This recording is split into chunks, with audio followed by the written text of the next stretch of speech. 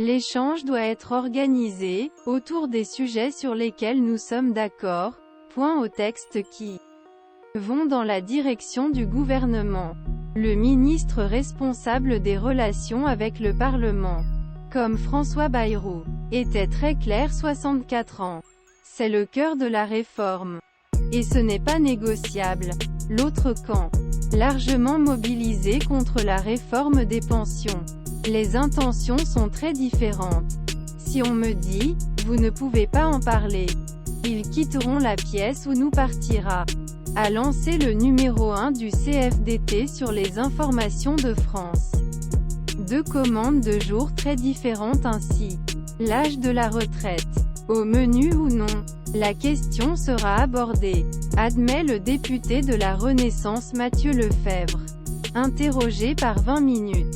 Nous pouvons continuer à en discuter.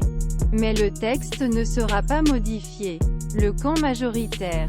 Nous ne pouvons ignorer le chemin démocratique. Et maintenant l'avenir du texte est entre les mains du Conseil constitutionnel. Emballement. Le gouvernement a d'autres sujets à mettre sur la table. Dans l'ordre des sujets prioritaires. Partage de valeurs. Organiser les fins de carrière, et améliorer les succursales dans le salaire minimum. Énumérer Mathieu Lefèvre. De nombreux points que le CFTC dit qu'il est prêt à approcher.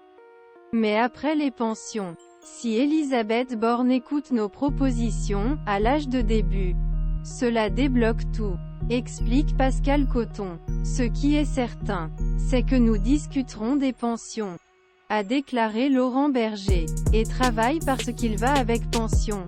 Le fil conducteur améliore les droits des travailleurs, le défi est important pour la majorité présidentielle. Confronté à un front syndical déterminé à poursuivre la mobilisation.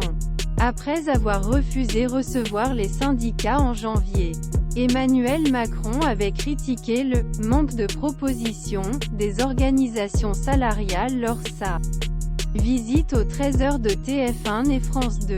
La veille d'une démonstration record.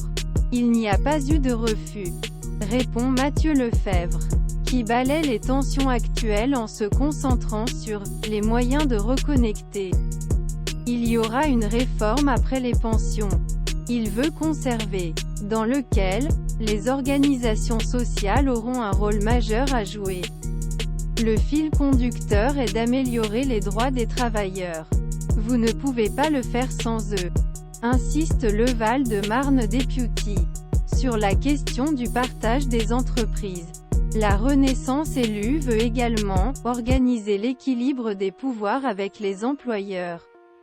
La porte sera toujours ouverte aux syndicats, soutient-il. Il reste à voir qui sera présent.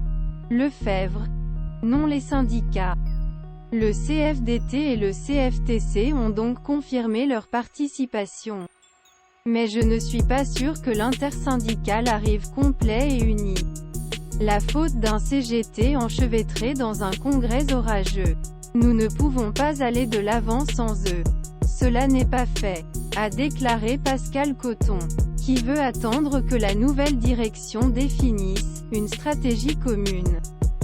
Dans le département inconnu, la date doit être ajoutée, et non fixe.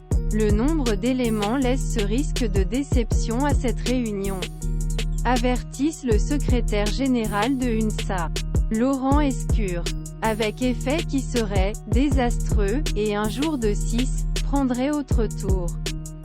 Pour Elisabeth Borne, il commence à ressembler à la rencontre de tous les dangers.